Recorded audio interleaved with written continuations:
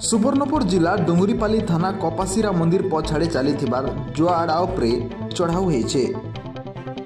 विश्वस्त सूत्रनु खबर पाई डुंगरीपाली पुलिस कपासीरा थाना चली जुआ खेल उपरे चढ़ाऊ करी 3 जन के गिरफ्त करबार संगे खेल ने व्यवहार होतिबार पटी 6टा गोटी और 1500 टंका जबत करिछे पुलिस।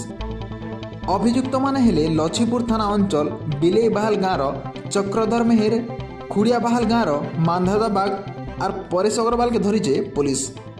ताहाकु आज कोर्ट चालाण करा जिबा बोली डुंगरीपाली थाना अधिकारी सत्यनारायण प्रधान सूचना दैछन।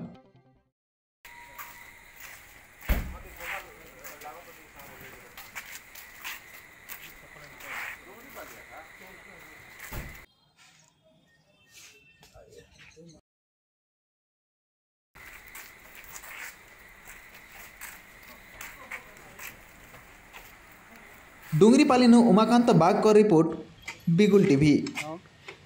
संबलपुरी